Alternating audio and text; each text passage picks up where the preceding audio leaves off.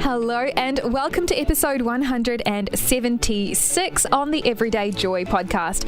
I am your host, Joy Ravella, and thank you so much to Bianca Jade, who's posted over a 5-star review over on iTunes. Thank you so much. She said, I'm a big fan of the Everyday Joy podcast. It has become a part of my morning routine and is such a wholesome, thoughtful and positive way to set up the day. Thank you, Joy, the team and all your guests that pop on the airwaves to spread your wise words and encouragement. And Bianca, thank you so much. I received that encouragement as well. It's always really exciting, and I feel so warm when I hear those words of encouragement, and I pass it on to the team, because at the end of the day, we're just sitting in a studio by ourselves recording, and we don't see how God uses this podcast, and it's always just so encouraging to hear stories of how the conversations we have in this tiny little studio are impacting people just like you, Bianca. So thank you so much. For you, if you haven't already written a 5-star review, it really does make a difference. So if you have a few moments of your time, please do that. Right now, though, let's get into today's Bible verse. Friendly suggestions are as pleasant as perfume. Proverbs 27 verse 9 in the TLB version. Oh, it's a nice fragrance-themed one today, Jo. It is. Do you have a favourite perfume or fragrance you use? Well, what's really funny is I have favourite perfumes, but they're not the ones that most people comment on. Really? And so what I've found is the perfumes that most people say, oh, wow, what's that, is the go-to perfume, because it's a bit into this scripture as well. It's not what I smell, it's what other people smell on me. Oh, that's so interesting. Yeah, so it's not my favourite, but I wear it a lot because it's everybody else's favourite. And so that speaks to me that, you know, there's a fragrance there that's attractive. Yeah, that's so interesting.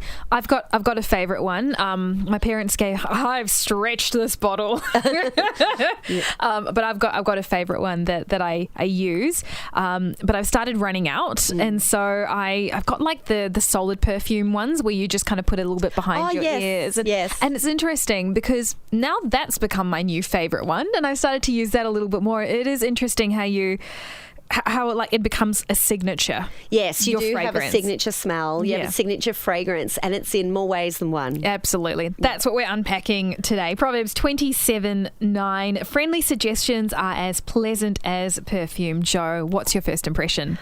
I just think that is a compelling statement. You know, we all love pleasant perfume, and so you want your suggestions to be like that. You don't want your suggestions to be a vile stench. Which, let's all face it, we've all had suggestions that have been pongy. But I don't want my suggestions to be that way, so I find it funny and exciting. It's such a good visual. Yeah. I think the thing that jumps out to me is maybe a bit of the context around this verse, because these days we can find a perfume anywhere. You can find it at the service station, you can find it at a dollar store, you can find them anywhere and everywhere. But I think at the time when this was written, a perfume was rare, and having something that smelt beautiful and fragrant in a world where there was just a lot of dirt and dust and manure and all those sorts of things. Goodness me, that's the value of perfume, which I think talks to the value of a friendly suggestion. It's so rare, it's so unique, it's lingering, it's pleasant, it's a delicacy, and I think this verse really elevates the importance of a friendly suggestion, because I think sometimes we can just go, oh yeah, here's a suggestion, and we just throw them out. But really, they can really, really change someone's life and bring something pleasing and as pleasant as a good perfume. One thing that I'm really thinking too, going back to the perfume you love and the perfume other people love on you, you can think that you're giving these amazing little nuggets and suggestions, but the fragrance to the person may not be the same as the fragrance you think. And so, you know, you might think, I need to tell this person a suggestion. And it's a bit like the truth in love. How are you giving the suggestion?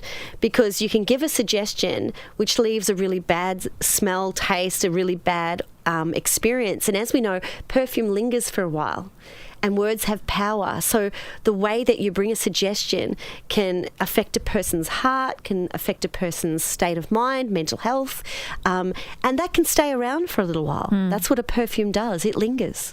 And I think this is a bit of a story from my life. My mum really struggles, I think, with suggesting things to my sister and I, because we receive it so differently, because we are so different. So my younger sister is very independent. She is very black and white, and she just wants things given to her. Like, just if you've got a suggestion, just tell it to me. Tell it to me straight. I'll take it. I'll receive it. And she hates the beating about the bush. Yes, the She's fluffy. Like, the fluffy. She doesn't. I live off fluff. I love the fluff. Give me all the fluff, please. So and my mum, I think, sometimes gets a little switch. So she'll come at me and she'll just say, Joy, you really need to work on this. This is not great. And I'll be like, oh, ouch, my heart, my soul. Whereas my younger sister, as you were saying before, that's exactly what she needs. She goes, great, that's sufficient, that's feedback I need. And so I think to that, it's being aware of who you're talking to. Absolutely. And I think that's the part of a friendly suggestion. When you have friends, know the person you're speaking to, the audience. You know, God knows how to speak to us in a way that we receive it. It's not about how you feel. It's about how they feel and how they best receive it. And that your suggestion then brings about that precious, priceless perfume, that atmosphere, that smell, that taint that brings about joy, and that you want to hold on to and you want to keep, and you scrape the bottom of the perfume to make sure that you get every essence. Yeah. You want to have those suggestions. And I think part of that is being present with a person, to be not flippant, but to be fully present, be on the journey with the person. Sometimes people give you suggestions and yet they don't know you and they don't know what you're doing. And so the suggestion is out of line to actually the situation. Yeah. But if you are a true friend, you walk with the person, you are fully present, you give your all. And when you give your suggestion, it is like a balm that just soothes, that coats, that changes that person for the better. And yeah, I think be mindful of the fragrance you give, because often it's not the fragrance you might think you've put on. Yeah, that's definitely something to think about. So as we wrap up today's episode, just in a real practical sense, for someone who's just listened to this and they want to live it out in their lives, you are so good with people and relationships and communication. That's your whole thing. You're really good at that. For someone who's maybe not strong in that, what would be the one tip or one practical thing that you would give to them today?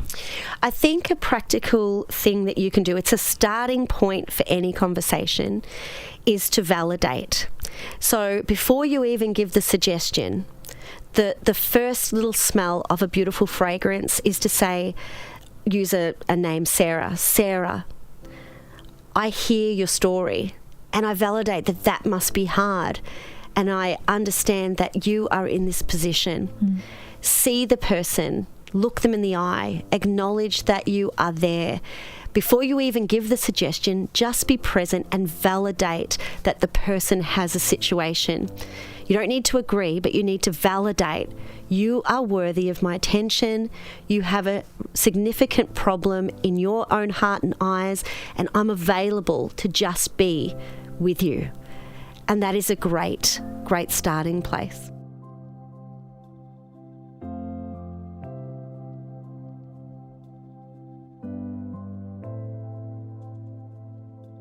Such a great thought there with Joe. Wrapping up, talking about validation.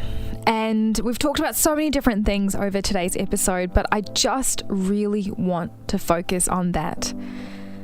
We've often heard it as a recommendation sandwich, different ways to say it. But basically, you've got the bread, you've got the filling, and you've got the bread on the bottom. And the idea is that you sandwich your feedback with compliments or praise. So you'd say to someone, man, I just love how you go at new projects. I'd recommend you just take a day or two next time before you send out emails.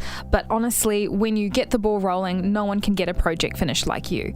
And so what you've done is you've communicated what they need to hear, but you've softened it by talking about the things they're really good at. that. Now, it's not a formula. It's just, I think, the way we should always provide feedback, because if you just slap feedback down, it's never going to hit right. And you want your feedback, you want your suggestion to be like a friendly perfume. It's got to happen at the right time in the right way, and to have a lot of encouragement around that, because no matter how tough-skinned we are, it is hard to take on feedback. It's hard to take on criticism. So make sure that you have the right relationship with the person, and make sure you soften it with some really amazing things they are doing. And often what happens when you're thinking about, okay, what things can I commend them on? You might even change what you want to criticize them on, because all of a sudden you're focusing on the positives yourself. You're seeing them in a new way. So often, trying the sandwich method changes you. Well, that comes to the end of today's episode on the Everyday Joy podcast. Proverbs 27:9, friendly suggestions are as pleasant as perfume. Hey, I look forward to catching up again tomorrow right here on the Everyday Joy podcast.